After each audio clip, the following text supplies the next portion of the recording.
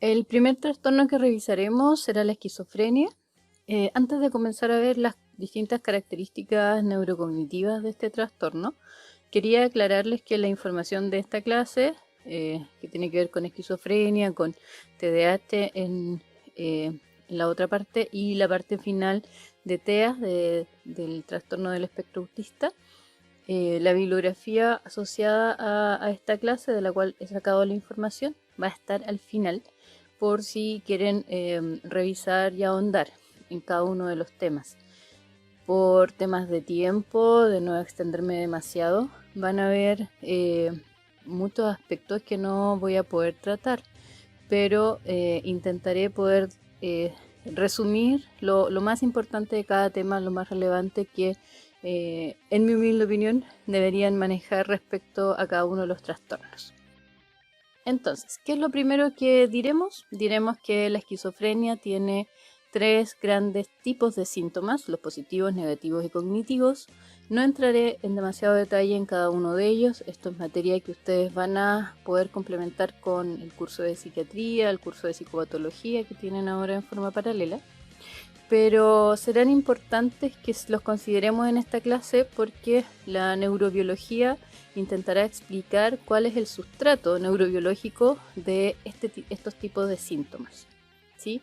Veremos que desde la clínica estos síntomas positivos se los describe como un exceso de función, es decir, van a incluir la presencia de distintas aberraciones en el ámbito perceptual, por ejemplo, alucinaciones auditivas, visuales, delirios en general, creencias falsas o creencias fijas, y también una conducta y un discurso desorganizado.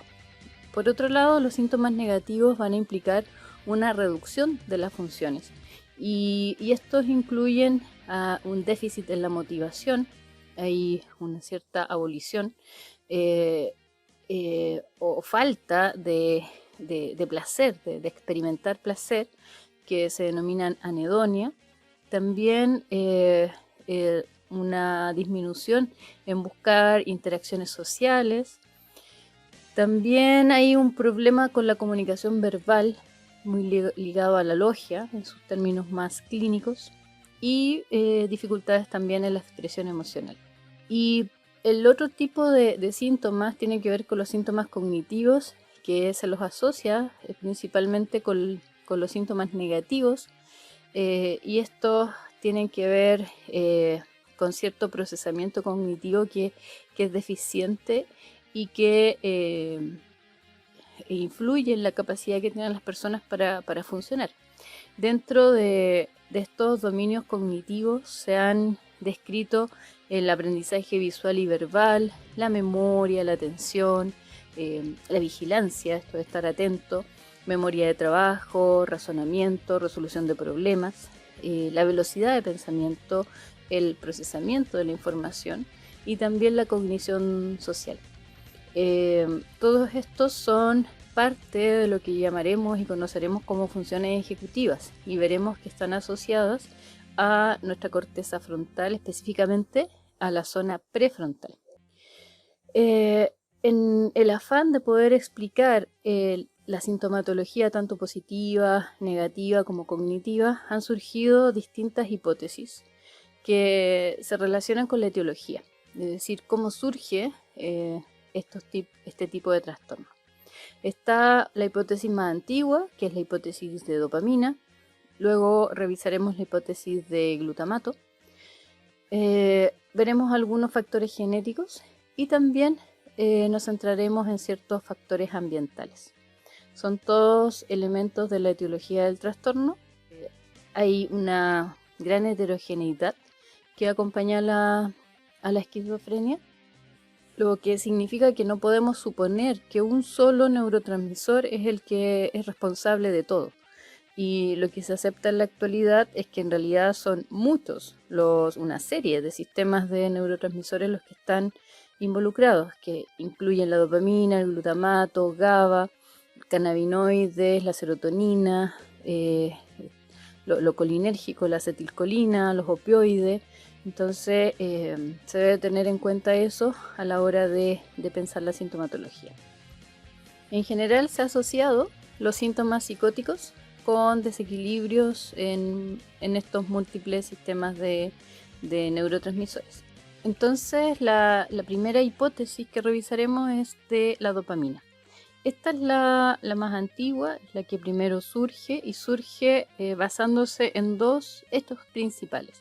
Uno tiene que ver con la exacerbación de los síntomas positivos producido por el efecto de anfetaminas. Esto significa que personas que tienen esquizofrenia y usan drogas como anfetaminas, cocaína, que aumentan la disposición de dopamina en el espacio extracelular, exacerban los síntomas positivos. Y personas que no tienen el trastorno, al consumir este tipo de drogas que aumentan la disponibilidad de dopamina, presentan características muy similares a una psicosis. Presentan delirios, alucinaciones. La segunda base de esta hipótesis es la eficacia de los neurolépticos en el tratamiento de los síntomas. Se descubrió que aquellos fármacos que son antagonistas de los receptores dopaminérgicos pueden ejercer una regulación sobre los síntomas, especialmente los síntomas positivos. Y eso se ve en distintas investigaciones que han cruzado cuál es la efectividad del fármaco para regular esta sintomatología con el poder de afinidad que tiene el fármaco con los distintos receptores dopaminérgicos. Entonces, la hipótesis de la dopamina sugiere que la sintomatología positiva principalmente tiene que ver con una excesiva activación dopaminérgica. Esto podría explicarse porque las neuronas dopaminérgicas liberan más dopamina o porque se degrada menos en el espacio sináptico. ¿Recuerdas los mecanismos de degradación, difusión, recaptación? O porque también podrían existir mayor cantidad de receptores de dopamina. Las distintas investigaciones han señalado que efectivamente hay una desregulación en tanto nivel presináptico, hay una mayor liberación de dopamina, pero también hay una mayor cantidad de receptores, principalmente receptores de 2 para la dopamina. Y eso explicaría entonces por qué existe una mayor transmisión dopaminérgica. Desde las hipótesis ligadas al desarrollo se explica esta hiperactividad dopaminérgica en tanto que personas que en su etapa de desarrollo inicial, fetal y después postnatal están expuestas a distintos factores de riesgo como el estrés, enfermedades, etc., generan una mayor producción de dopamina. Y eso generaría entonces que hubiese una permanencia durante el desarrollo de una mayor actividad dopaminérgica en estos cerebros. Ahora, respecto a la hipótesis glutamatérgica, nosotros en algún momento revisamos los receptores para glutamato, ¿recuerdan? Entre ellos estaban el AMPA y el NMDA. Esta hipótesis se basa principalmente en que los receptores NMDA tienen una función reducida en la sinapsis. Y al igual que en la hipótesis dopaminérgica, se comenzó a estudiar esta posibilidad dado el efecto que tenían ciertos fármacos y ciertas drogas que afectan justamente los receptores NMDA, como el PCP, que es el polvo de Ángel, o la ketamina, que también afecta a los receptores NMDA, produciendo efectos muy similares a la sintomatología positiva, pero también a la sintomatología negativa de la esquizofrenia. Entonces se pensó que algo tenían que ver entonces los receptores NMDA y por lo tanto el glutamato. Entonces, para poder explicar esta hipótesis, tomemos como ejemplo 3 tipos de neuronas. Neuronas glutamatérgicas, neuronas GABAérgicas y neuronas dopaminérgicas. Consideremos que las neuronas glutamatérgicas son las más abundantes de nuestro cerebro, van a estar en la corteza, pero también a nivel subcortical. Las interneuronas también son súper abundantes y también las encontraremos tanto a nivel de corteza como a nivel subcortical.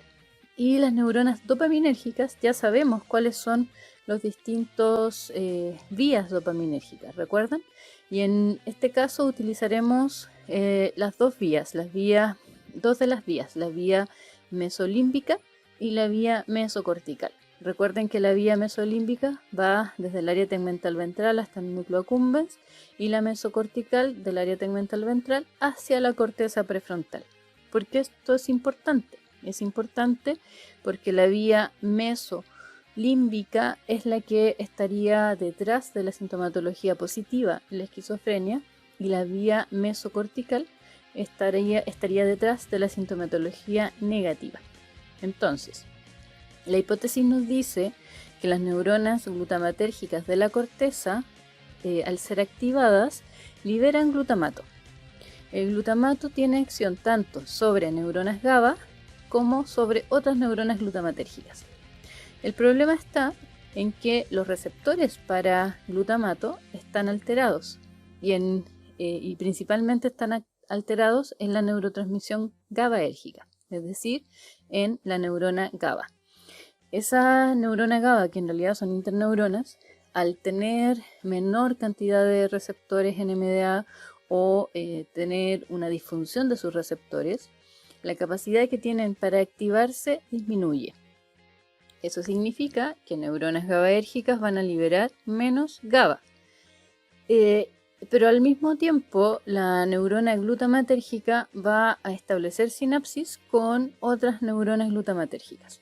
Entonces, la segunda neurona glutamatérgica acá va a recibir por una parte sinapsis de tipo excitatorio de otras neuronas glutamatérgicas y debería recibir sinapsis inhibitoria de las interneuronas GABA. Pero como la interneurona GABA está siendo menos activada, dado esta disfunción de los receptores para glutamato, esa neurona GABA inhibe de peor forma, o no inhibe lo que debería a la neurona glutamatérgica. ¿Y eso qué genera? Que esa neurona glutamatérgica esté hiperactiva. Y esa hiperactividad genera que haya una mayor transmisión glutamatérgica hacia las neuronas dopaminérgicas que se encuentran en el área tegmental ventral y que establecen sus conexiones con el núcleo accumbens, es decir, la vía mesolímbica.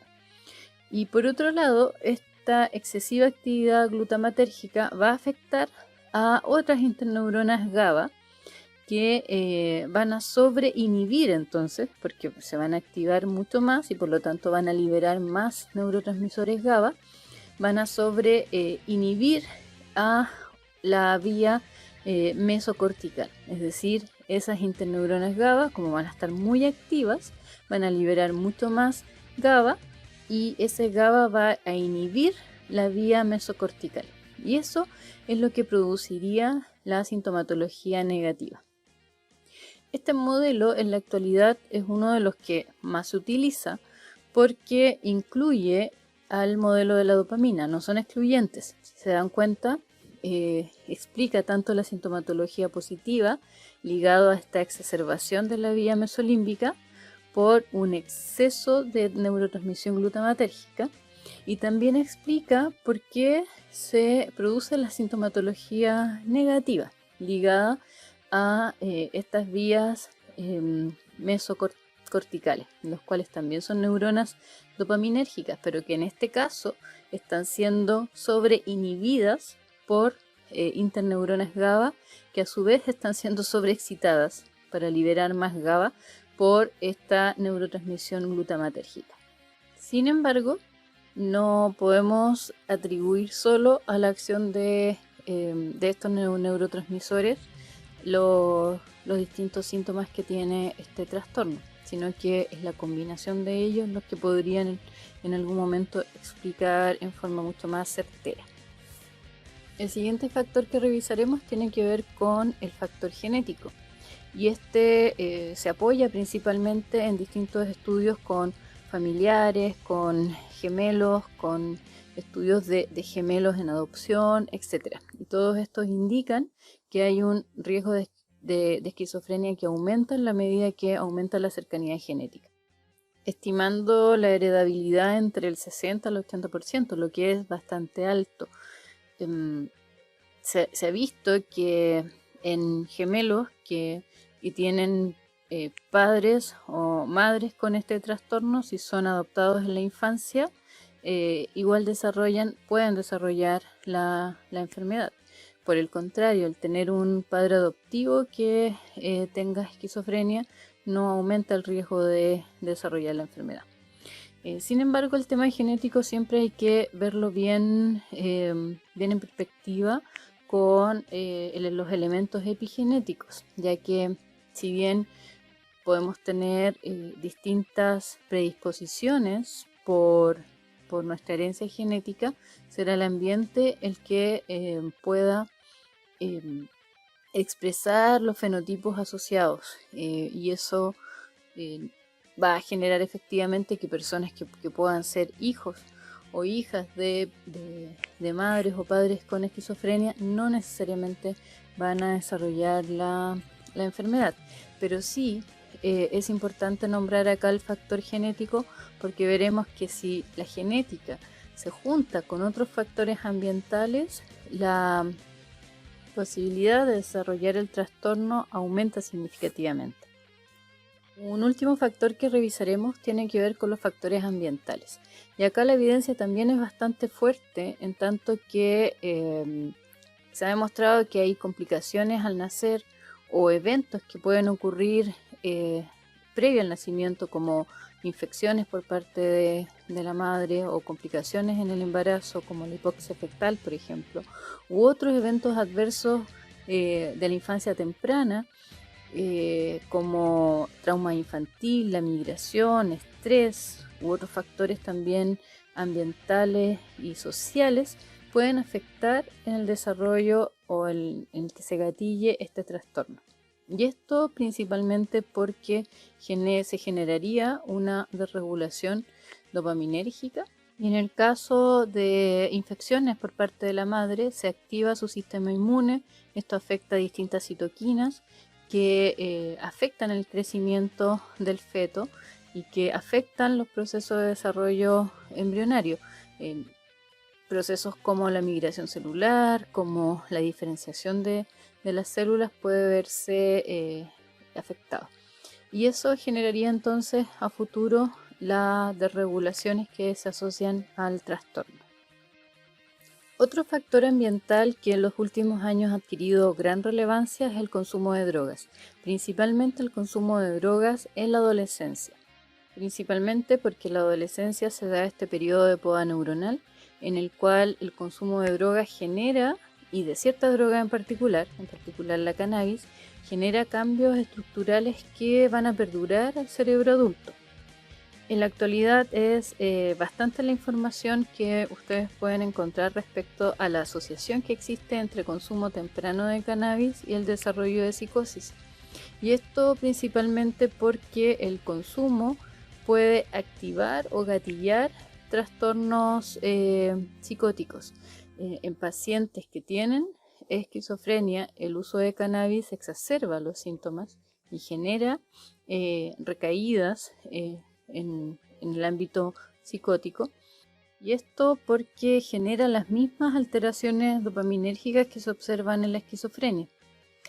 Hay que tener en cuenta que su uso durante la adolescencia, cuando hay está mucho más fuerte la poda neuronal, genera un cambio en la señalización de endocannabinoides, y esto va a tener un impacto en la maduración del cerebro adulto. ¿Por qué? Porque principalmente los cannabinoides afectan la transmisión tanto GABAérgica como glutamatérgica. Sabemos que GABA y glutamato son neurotransmisores sumamente abundantes en nuestro cerebro, entonces cualquier alteración que se dé en la producción tanto de GABA como de glutamato genera cambios funcionales importantes. y el principal efecto que se ha visto de esta desregulación producida por la cannabis en el consumo temprano es en la sinaptogénesis. ¿Recuerdan la sinaptogénesis? Es esta capacidad para poder establecer sinapsis.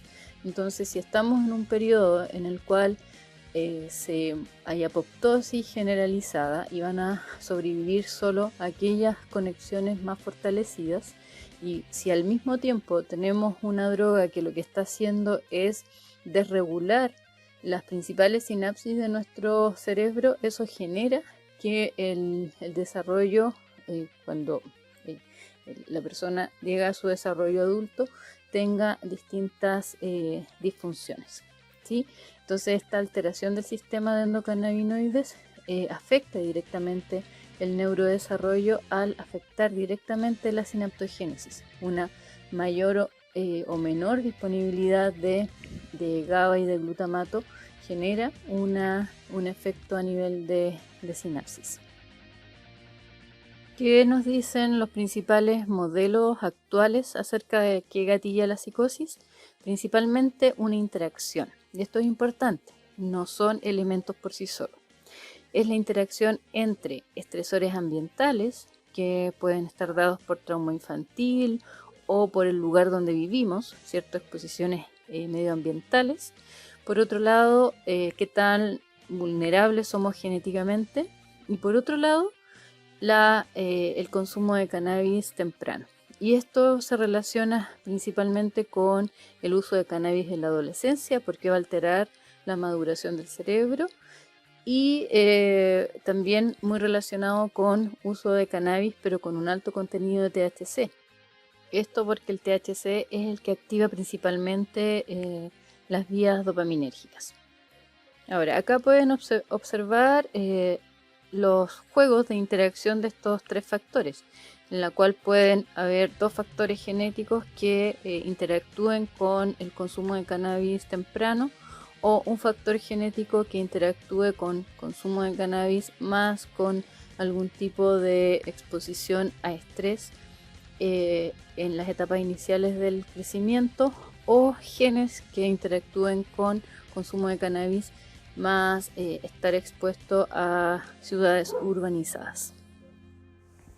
Ahora, dentro de las anomalías cerebrales estructurales, la principal característica de la esquizofrenia a nivel cerebral es un ensanchamiento de los ventrículos cerebrales. Las personas que tienen esquizofrenia, hay una correlación con ventrículos amplios. Esto no significa que alguien que tenga ventrículos amplios necesariamente va a tener esquizofrenia, pero hay una correlación entre estos eventos. Y por otro lado, algo que se los había mostrado en algún momento es que en los cerebros de personas que habían sido diagnosticados con la enfermedad y que fueron investigados post-mortem, hay también una correlación alta con un alto nivel de desorganización en el hipocampo principalmente, donde las neuronas del hipocampo, en vez de estar organizadas y ordenadas en forma columnar, están desorganizadas. Y esto generaría una actividad desregulada del hipocampo que se asocia con la actividad psicótica, principalmente ligada a la sintomatología positiva. Otra característica que se observa en las personas que tienen esquizofrenia es que el cerebro va cambiando desde cerebro adolescente, principalmente en la adolescencia, comienza a existir una gran pérdida de materia gris. Y esto principalmente se da a nivel temporal, parietal y prefrontal. Ya acá en esta imagen ustedes pueden ver que hay está la tasa de pérdida de materia gris en comparación con cerebro adolescentes normales, ¿sí? Y por otro lado, dentro de las características morfológicas, encontramos que hay alteraciones en la sustancia blanca, es decir, en los oligodendrocitos principalmente, que conforman la mielina de las neuronas, que en general el volumen cerebral está disminuido. Vimos en la imagen anterior que la tasa de disminución de materia gris aumenta en las personas que tienen esquizofrenia, y eso genera, esa disminución de tejido cerebral genera que los giros sean anormales, ¿sí? Y que también los surcos sean más profundos. Entonces estos recuerdan los giros, que serían estas como vueltitas, y los surcos, que serían los pliegues, son, se ven alterados por esta disminución del volumen cerebral. También se produce una reducción del volumen del hipocampo, y esto podría estar asociado a estas alteraciones que se dan en sus neuronas. Y como les dije anteriormente, el ensanchamiento, alargamiento de los ventrículos cerebrales. Finalmente quería mostrarles ejemplos de los principales fármacos que se utilizan para el tratamiento de la esquizofrenia. La mayoría de estos fármacos, su diana, su acción es sobre receptores de dopamina D2, algunos sobre receptores también de serotonina. ¿Y por qué me interesa mostrárselo? Porque al bloquear los receptores de dopamina genera distintos efectos secundarios que me gustaría que entendiéramos por qué se producen. Principalmente, imaginemos o recordemos mejor cuáles son las vías de la dopamina que están involucrados tanto en la sintomatología positiva como en la sintomatología negativa. En esta imagen pueden ver las distintas regiones cerebrales que están involucradas con los distintos tipos de síntomas. Y en esta están efectivamente la vía dopaminérgica, la mesocortical y la mesolímbica representada.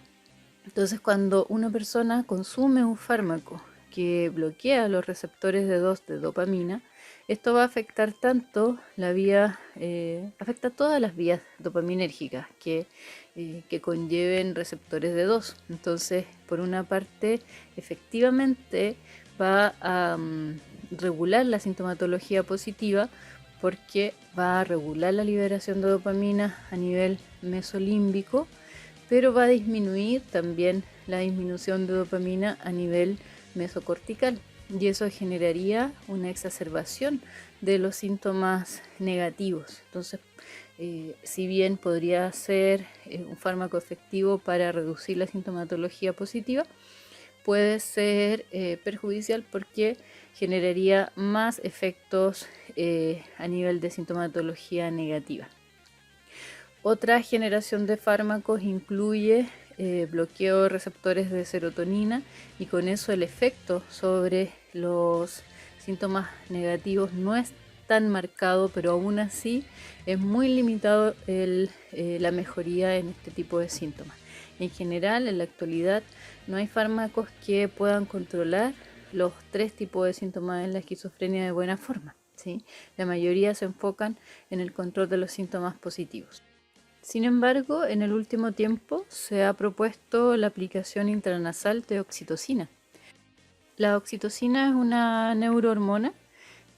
Sus funciones están relacionadas a nivel periférico con la reproducción, porque están involucradas en las contracciones uterinas, bajada de la leche, etc. Pero a nivel del sistema nervioso central funciona como neurotransmisor, y acá se lo ha asociado a la cognición, a la afiliación social, a la regulación del estrés, al aprendizaje y la memoria. Y se propone que la aplicación intranasal de oxitocina tiene un efecto en tanto en los síntomas positivos, negativos y cognitivos de la esquizofrenia. El problema con esta propuesta es que todavía no se han logrado hacer estudios en los cuales sea solo la oxitocina la que esté actuando. Los estudios que están en la actualidad, ustedes pueden hacer una revisión, tienen que ver con aplicaciones de oxitocina, pero cuando la persona está bajo algún otro tratamiento farmacológico. Entonces, Son estudios recientes, pero que están siendo bastante prometedores al respecto. Lo último que diremos respecto a los fármacos y respecto también al trastorno es que los fármacos que se utilizan principalmente en el tratamiento, al ser bloqueadores de receptores de 2 de dopamina, van a generar muchos efectos secundarios, y esos efectos secundarios tienen que ver principalmente porque disminuye también la producción de dopamina en las distintas vías dopaminérgicas del encéfalo. Entonces, cuando se hablan de síntomas extrapiramidales como el parkinsonismo, la distonia muscular, tiene que ver específicamente con una menor disponibilidad de dopamina en la vía nigroestriada. Recuerden que la vía nigroestriada está asociada al control del movimiento a nivel subcortical. Entonces se genera esta menor disponibilidad de dopamina, va a generar problemas a nivel motriz, de control de movimiento.